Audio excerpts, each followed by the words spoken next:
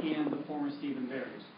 So on the former Stephen Barry's, we've got Big Air Trampoline, which is under construction right now. Their goal is to open before the end of the holiday season because they want to book a bunch of parties. If you're not familiar with this, it's a new chain that's in Orange County. They do trampoline parks and entertainment for kids, and my kids go to these all the time in Torrance and down in Irvine, and it's a great place to have parties and bring your kids for exercise. They build the trampolines into the floor, so it's very safe, and they have private rooms available. It's going to be a great traffic generator for us, for the parents to bring the kids in. They go to the parties, and then the parents shop in the mall or go to the restaurants. So that will open before the holidays if all goes well. Then in the entertainment area, our goal was to start bringing in more themed restaurants and larger restaurants that will draw traffic to that. So we've got Kicking Crab, seafood-themed restaurant out of Orange County that is going through the process right now for that space. We're bringing in Dickey's Barbecue Pit and Cold Stone Creamy next to that. There'll be new fast casual restaurants that will complement that with the theater. They're going through their planning and permit process as we speak. And the next goal is to find another big themed restaurant to take this space to really help drive the traffic. The theater sales have been declining the past few years. We've been working hard with George Krikorian. We got a whole new sign program that we developed at the main entrance and on the street, and we've been implementing that sign program and working with our marketing department, with Krikorian's marketing department, to try and increase those sales. But the best thing that we can do to help him would be to bring in restaurants in this area and other entertainment retailers like Big Air and like the restaurants that we've been talking to. And then the third piece of the puzzle is we're talking to several regional and national chains. For the inside of the mall, these will not be the large anchor stores like a TJ Maxx or a Marshall's.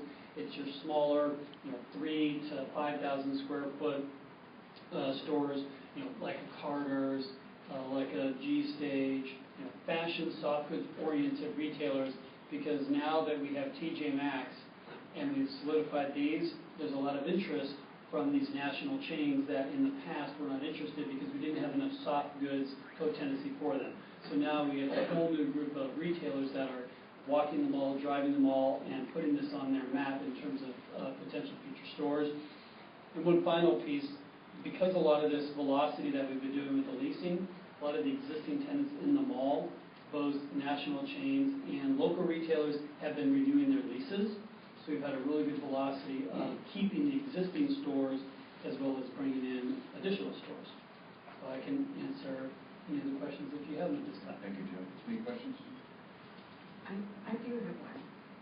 I was thinking of this on Sunday because I was driving by, about 8 o'clock at night, and there were so many people there at the mall that the parking lot was packed and people out and moving around, and I thought, wow, what on earth is going on? It just seemed so much traffic for a Sunday night, and some were crossing the street to go to the other side, the north side, and I thought, what's the possibility of a walkway so that people wouldn't have to wait at a signal, that they could just go across on a walking bridge across?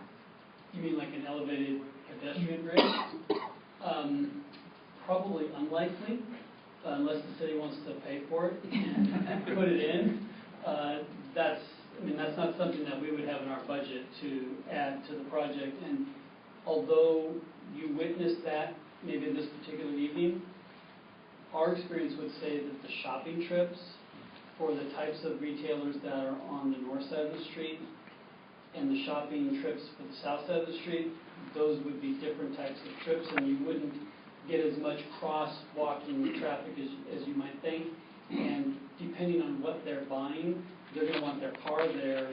If they're buying some bigger goods that you need to carry around, you're not going to want to carry big boxes or big bags of the merchandise that what's available on the north side of the street to the south side, and then you're going to go to a restaurant or go to a movie. So I think the car traffic would be a lot more convenient and efficient than them walking over a bridge. So that was my second thought, then some kind of tramway back and forth. Yeah, trolley. There was a special event going on. That was Sugar Plum craft fair, because I drove by, saw the same thing, and I'm looking over saying, what the heck is going on? My wife knew exactly what it was. I think she's on that mailing list or something. She knew what time they closed and what level they were on.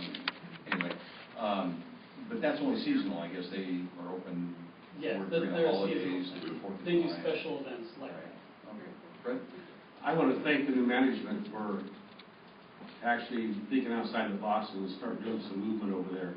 We've been on quite a few years where the mall was kind of set stagnant, and it's just like they didn't care. And now it's just like they've woken up a giant, and you guys are doing a real nice job over there. And I love the pumpkin patch over there. They're bringing a lot of folks in for that too. But I like the new sign. Everything you're doing is great. Thank you.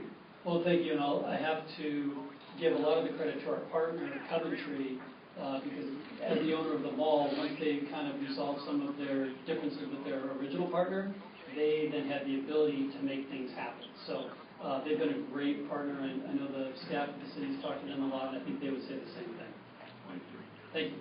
Well, as a city, we also thank you because each one of these successful businesses hopefully provides a shopping opportunity for our residents, but also generates sales tax for us to use to hopefully provide improvements in our parks and policing services and all those great things. So it makes it much easier for us to do our job when there's other successes in our community. And we hopefully that you and your employer will find great success here.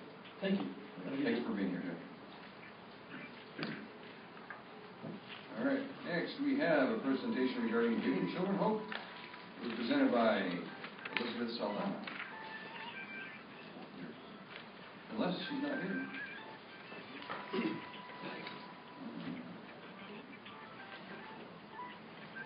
We can actually have her do it at the end of our meeting too.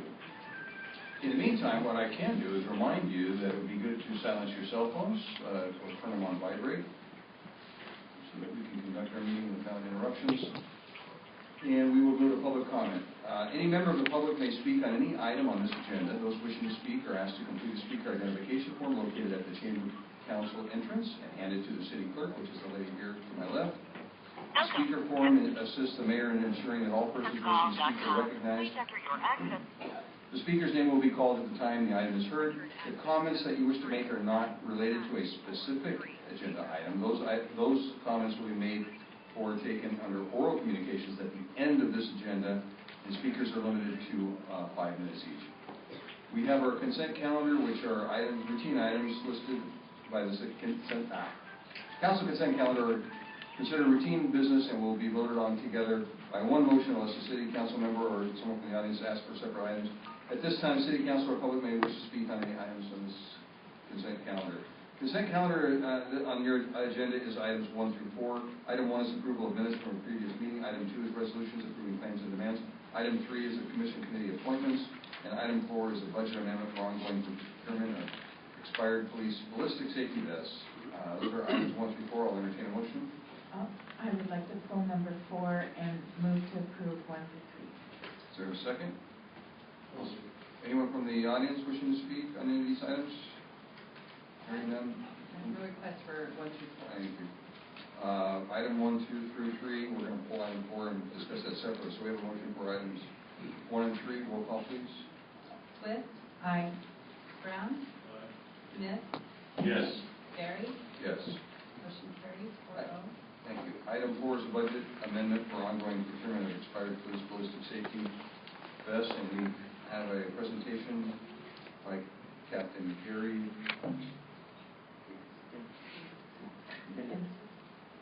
Hendricks. Thank you. So you know that? Think of the rock star. You want to say Hicken? Yes, we have that one. Yeah. Did you want a presentation, or did you have me answer Do questions? you have any questions? I have a question, that's why I pulled it. And I neglected to email you in advance, but I'm just trying to pull it up here. I noticed the amount is being taken or being proposed to be taken from general fund. Why is this something that couldn't be taken from asset forfeiture? Because it's a reoccurring cost, and typically we do not take that from asset forfeiture if it's a reoccurring cost. Is it illegal to take it from asset forfeiture? Yes, it is. In which case, we'll take it from general fund, and I move to approve. Second. They get a revised one. Okay, so, I had a question for you too, Harry. These safety vests are very important. I guess they expire. I know this wasn't put into the main budget. We were kind of short a few vests, probably the larger vest or something we didn't order enough of, or the smaller ones, whatever. Can you explain the lifespan of these vests and why we have to replace them? Yes, the lifespan of most ballistic vests are approximately 5 years. And that means that the manufacturer will not, after the 5-year span, will not, guarantee the ballistic, capability of the vest. And so thus we have to replace that for the police officers as they expire, which is a 5-year mark. So we have about 200 and some vests that we have to rotate on a 5-year base? Correct, and they're not all being rotated at once. It just depends on when they get them and when they expire.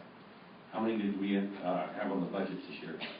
We didn't have any this year, which is the problem that we did not account for the ballistic vest for the upcoming 14, 15, 16 years. But now our men are safe.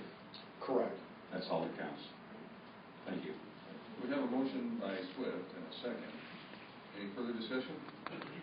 Roll call, please. Swift, Aye. Brown, Aye. Smith, Yes. Barry, Yes. motion carries 4-0. We move to new business items 5 through 11. Item 5 is the Commissioner's report for the month of September 2014. We do have a staff report by Sandy Hume, our Director of Finance. Thank you, Honorable Mayor, members of the City Council. Presented for you tonight is the Treasurer's report for the quarter ended December 30th, 2014. The allowable investments for cities are contained in the California Government Code, starting with Section 536600. Basically, it outlines what cities can invest in with their pool cash. Additionally, the City of Buena Park also has it annually approves a statement of investment policy that is presented to Council every August that further restricts the investments that the city can invest in. In general, the city invests in fixed income securities. The maximum maturity of any security is 5 years, and we require that they be rated A or better by Standard & Poor's.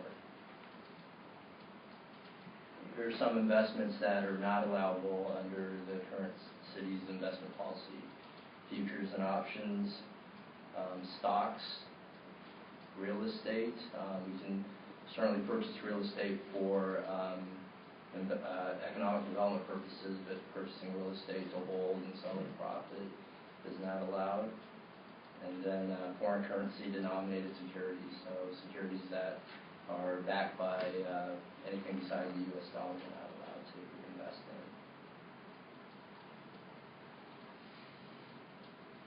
The current types of investments that we have currently in the portfolio are U.S. Treasury securities. These are your Treasury bills, your Treasury notes. They're backed by the full faith and credit of the U.S. government. The second type of securities are the U.S. government agency obligations. These are what we call GSE, or government-sponsored entities. These are your Federal National Mortgage Association, better known as Fannie Mae, or the Federal Home Loan Mortgage Corporation, better known as Freddie Mac. These are technically not government entities, but they are sponsored by the government, and so they are considered very safe, and they have a slightly better yield than typical federal government securities. We can invest in U.S. corporate notes. These are medium-term notes that are senior debt obligations of large U.S. corporations. And then money market mutual funds. And finally, we also invest in the local agency investment fund, better known as LAIF. And this is an investment pool administered by the state of California treasurer. This is it's a highly liquid fund. We can pull money out of there in 24 hours if need be, and it's very safe. The investment goals for the city's portfolio, there's 3 of them. The first one is safety. We want to ensure that the principal is safe, that there is no loss of principal. That's the number 1 goal, is to make sure any of the city's assets or funds are prevented from being passed. The second goal is liquidity. We want to make sure we have enough cash to meet our ongoing operations, and we want to maximize investment. We also want to make sure that we don't have to sell any investments before maturity and take any losses. So liquidity is our second goal. And then finally, after the first two goals are met, safety and liquidity, then we try to maximize yield in the best way we can in the current interest environment. So how does our current portfolio stack against these objectives? As you can see, all the securities are rated A or better. In fact, about 87% of securities are rated AA, which is better than A. Liquidity, late, which we talked about briefly, which is a state floor. About 28% of the portfolio remains in late, which means we have access to that money at any given notice, 24 hours again, highly liquid. And then finally, the benchmark for the portfolio is a 0 to 5 year U.S. Treasury. And the last 12 months, the U.S. Treasury is at about 53 basis points. The city's portfolio has performed to about 86 basis points. So we exceed that benchmark. So our portfolio is doing better than the benchmark at this point. The current makeup, as you can see, U.S. government agencies is the bulk of the portfolio right now, about $37 million. U.S. Treasury securities, about 18. U.S. corporate notes, about $20 million, and then the money market, which is a small portion, about $64,000. And then currently we have about $30 million in late. So graphically, this is the pie chart, and it shows kind of the diversity in the payroll, well balanced, not too much money in any one given type of investments. And that concludes my report, and I'd be available for any questions. Any questions? Not a question, but just a comment. Thank you very much. I appreciate hearing the oral report. I think it's important for our constituents to hear it too. So not that you have to do it every month, but I sure appreciate it. Okay, thank you. Do you need a motion to receive and file? I was hoping you weren't going to answer that. I'm going to move to receive and file. Second. Move to second, further discussion, roll call please. Swift, Aye. Brown, Smith, Yes. Barry. Yes. Motion carries 4-0. He who has voted. Okay, item number 6, agreement with Michelle Murphy. You're not Michelle. No, Michelle. For grant writing services related to the St. Jude Hospital Restricted Project Grant. Staff report by Aaron Prince. There we go. Thank you, Mayor and City Council. Last month, the City Council approved an agreement with St. Jude Hospital to promote physical activity and nutrition in low-income neighborhoods. Part of that agreement provides a $15,000 grant for the city to retain the services of a grant writing consultant. The consultant will research and submit grant applications for at least 5 grants that are related to both physical activity and nutrition education. Michelle Murphy was highly recommended by our public affairs consultant given her experience with grants and legislative matters. Staff is recommending approval of the agreement. Staff would also like to add an amendment to the budget in the amount of $15,000 as a result of this agreement will be required in addition to the recommended action. That would conclude my report, and I'm available for any questions. Questions? Just a comment that the $15,000 we're going to pay her is actually being given to us by St. Jude Hospital. So it's not something that's being taken out of the general fund that was unexpected and there's no way to pay it back. We're getting that money. That's correct. And I just wanted to say, I'm sorry, Tracy Byers, who's with St. Jude Hospital, came in and she's kind of our liaison. Very helpful in this process. I was just going to say that whatever money we get for grant will actually be the money we get because the grant writer is being paid by St. Jude. So I'm very, very happy that St. Jude's been a partner with the Boys and Girls Club for many years now. So they're very much a big part of our community and very much appreciated. Okay. Is there a motion? I have a motion. I'll make a motion. Second. Yeah, second. Further discussion? Roll call please. Smith, Yes. Brown, Aye. Smith, Aye. Barry, Yes. motion carries 4-0. You guys are fast over He's back again. Item, yeah, all those things. Yes. Item 7, memorandum of understanding with Orange County Probation Department for reimbursement of public safety realignment post-release community supervision. That's PRCS. Costs for fiscal year 2014-2015. Staff report by Gary Henry. Thank you, Mayor and City Council. In 2011, our state legislature enacted Assembly Bill 109, which shifted the responsibility of incarcerating low-risk inmates from the state to counties. It was anticipated that more than 30,000 state prison inmates could be transferred to county jails within the first 3 years. The state of California has allocated funding for enhanced law enforcement services as a result to local law enforcement agencies. Under the Memorandum of Understanding, the Orange County Probation Department will reimburse the city of Buena Park for certain pre-approved expenditures related to AB 109 post-release activities. With this proposed funding, officers will attempt to ascertain the whereabouts of PRCS subject within our city boundaries, with the assistance, of course, of the Orange County Probation Department, and the compliance of the conditions for their release. This is including overtime related to that, professional and technical training, general supplies, travel, and mileage as they relate to AB 109 activities. The amount that were allocated for 14-15 fiscal year is $20,141.28. Staff is asking to be able to accept that amount and approve the MOU with the Orange County Probation Department, authorize the chief and the city clerk to execute the agreement, and approve the budgetary action of the appropriate funds. And I'm available for questions. Questions? Now, these officers that we're going to get, they work with ours, correct? Correct.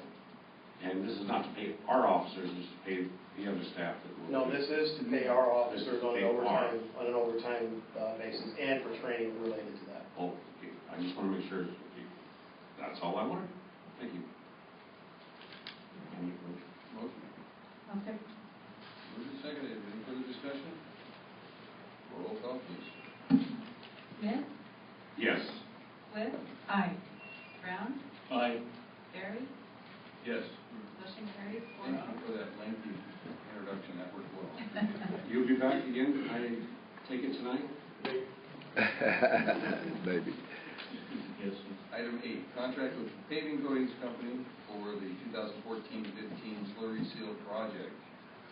Staff report by Nabil Haney, Assistant City Engineer. Thank you, Mr. Mayor and members of the council. The item before you tonight is to award the construction contract to Pavement Coatings Incorporated from Ruba Valley, California, in the amount of $541,920 even. The work will include slurry sealing some streets, in addition to grinding and overlaying cul-de-sacs. We received two bids were received, and the pavement coatings at the lowest bidder in this amount I mentioned, $541,920. The project will cover a lot of areas, starting with the Millhurst area, as in the maps in the staff report, in addition to the planetary tract and the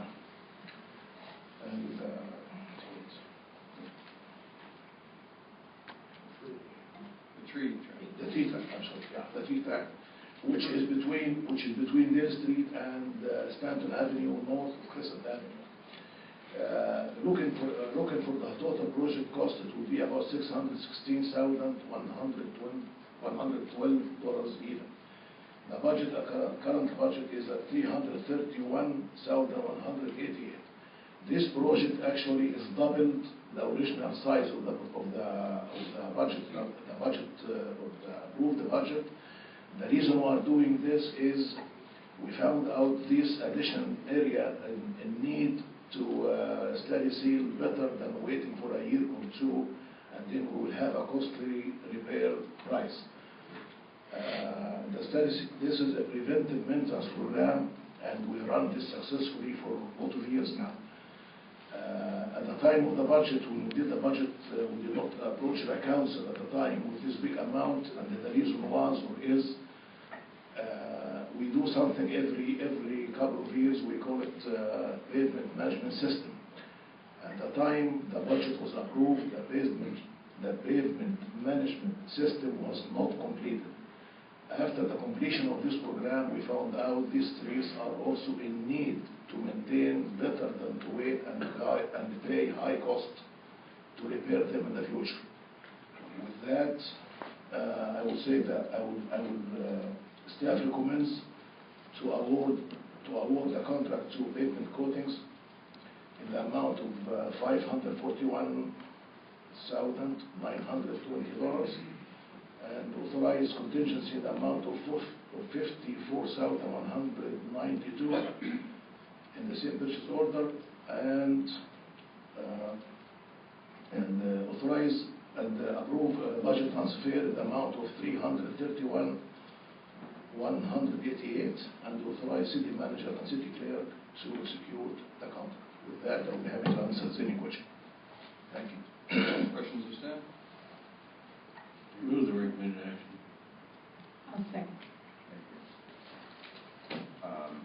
There's a lot of good and a lot of bad in this. I mean, the good part is we get some new streets, and I think there's nothing better than actually getting your street recoded in front of your house. Unfortunately, you missed my house by one little segment here, but I put in consideration. but it's I think one of the best. You have that pride of ownership. You feel like putting a little more money into making your lawn look better, or trimming your trees or something. When you see your street look good, so I think it's a good thing for the community. Anyway, They save us money, actually. They save us future money to repair. This is a preventive maintenance program. It's very good. thank you. Thank you. Okay. Further discussion? Roll call, please. Brown, Aye. Swift, Aye. Smith, Yes. Barry. Yes. Motion carries 4-0. Thank you. Item 9, contract with Zebron for sewer manhole improvements at various locations for fiscal year 2014-2015. Staff report by Francisco Gutierrez. Thank you. Good evening, Honorable Mayor and members of the City Council. Staff is seeking to approve a contract with Zebron for rehabilitation of manholes at various locations throughout the city. The project was put out to bid, and there were 3 bidders. Zebron was the lowest responsible bidder. The project involves pressure washing the manholes, surface preparation, and spray application of a protective polyurethane coating. The contractor will also be providing quality control testing to ensure the proper application is completed, proper application of the project. This project is in the approved CIP budget for 2014-2015 and is part of the annual manhole rehabilitation program. In closing, staff recommends approving an agreement with Zebron, or a contract with Zebron, to complete the project. This concludes my presentation, and I'm available for any questions. Questions? Mr. Mayor, I do have a request to speak on Okay, this. thank you. Go ahead. I have a request to speak from Ken Anderson.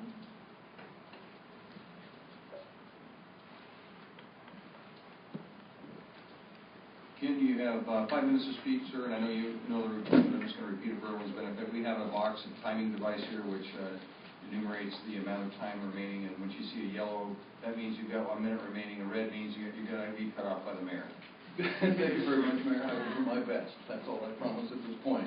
My name is Ken Anderson. I live at 6586 Longfellow Drive here in Winter Park, and been a resident here for many, many years. After reading this contract, when you see the total amount, it seems very reasonable, until you do the math and you find out it's only for 160 units, only 160 manholes, which for simple math, with or without an iPad, you can figure out it's about $1,300 every time they walk up to a manhole. Now, what are we going to get for our dollar? This is what concerns me. They're going to remove the manhole cover. The big fella gets to do that. They're going to look at it. This is called inspection.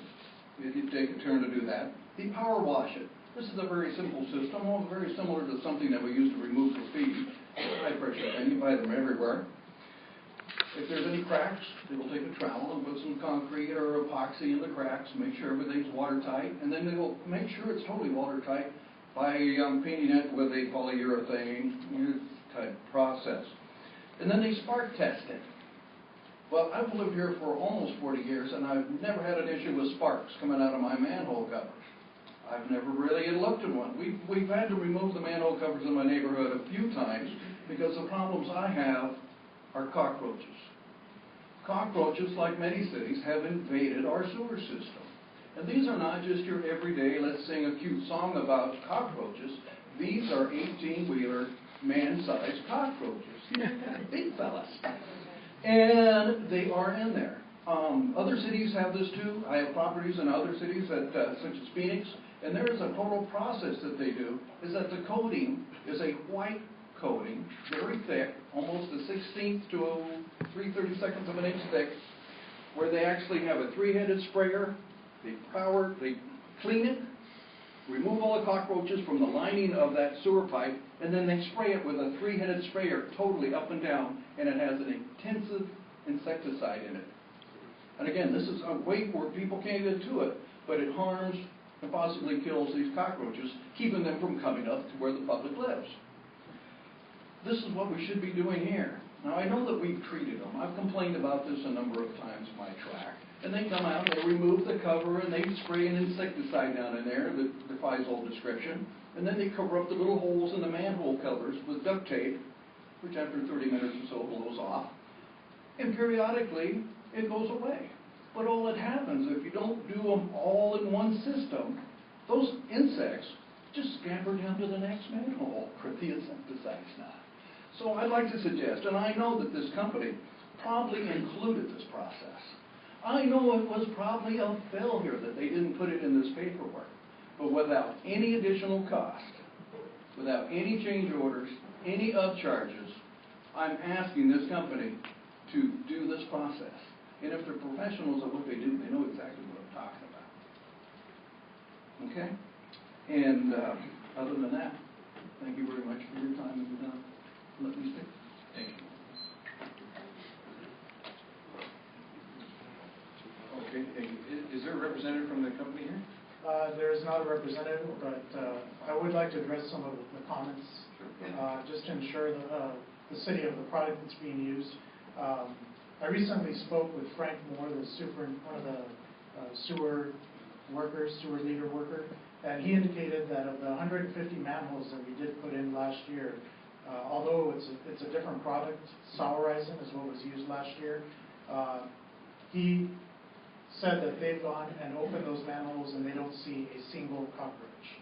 And they've had to actually cut down on insecticide that's used on these manholes because for some reason the cockroaches don't come around. They can't hang on to this type of product. They just fall off.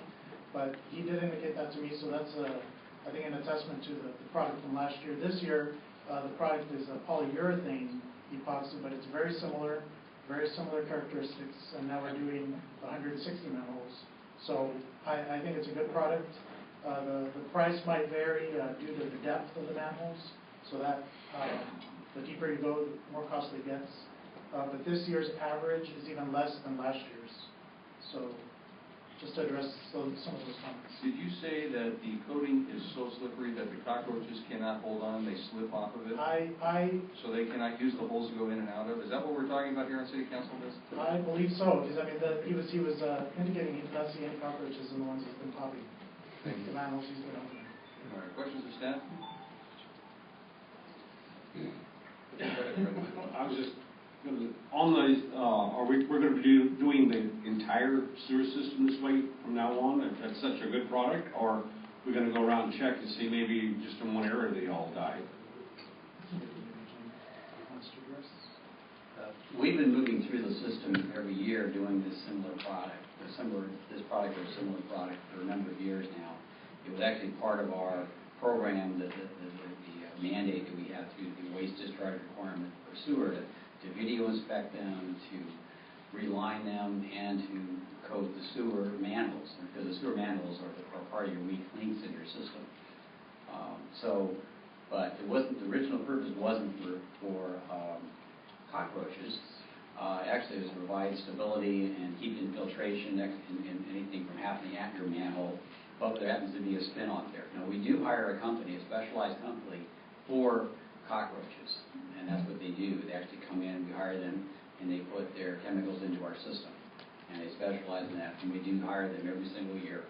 And it's a process, it's something we do as an ongoing effort, and other cities do the same thing. This particular process is going to pick up 160, but we have, 1,500 manholes, so we have a lot of this out there.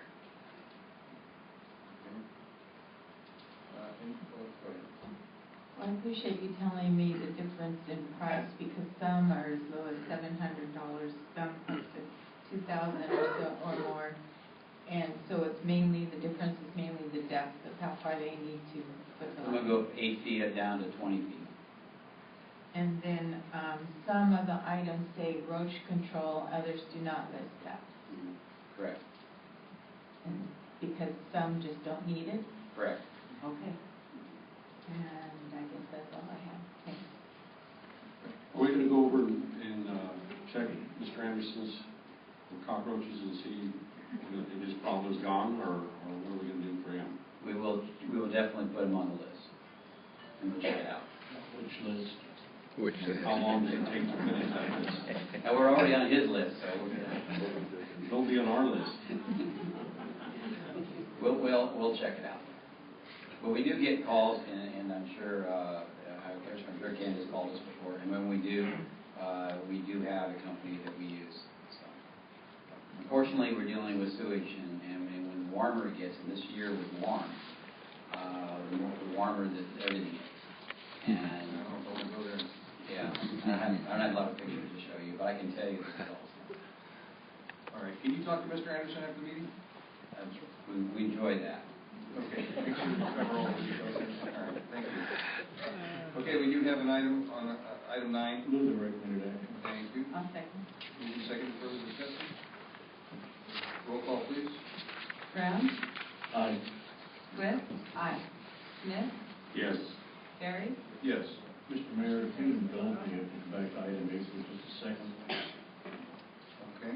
I forgot I had this information. Out of the 58 counties in California, Orange County came out number 1 in a recent survey of how well their streets are maintained. They also did a by city score of 77 to 100. You're good. Below 77, you're at risk on your local streets. We are in the good section. We were surrounded by Los Alamitos, Garden Grove, Fullerton, and Anaheim, who scored below 77% on their local streets and roads. So we have something to be proud of here in Buena Park and for the whole state on our highway conditions. Are you running for re-election? No, I'm not. But we always hear about how bad the roads are. This is a good report about our roads.